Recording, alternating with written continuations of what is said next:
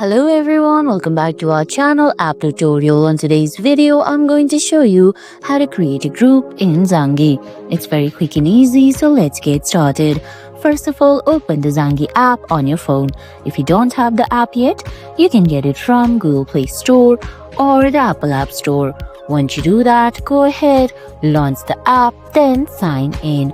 Now on the screen, you're going to see options like chats, calls, contacts, and settings. Go ahead and stay on chats. Now on the top right corner of the screen, you're going to see a small box with a pencil icon on it. Tap on it. Then you'll find options like new group call, create group, add contact, and the names of your contacts. Go ahead and tap on create group. Then select the contact that you want to add on that group. Then tap on next. Once you do that, go ahead and create a group name and tap on create from the top right corner. And guys, that's it. That's how you create a group in Zangi. I hope you found this video helpful. If you did, please give it a thumbs up, leave a comment, subscribe to our channel and hit that bell icon. See you in the next video. Thanks for watching.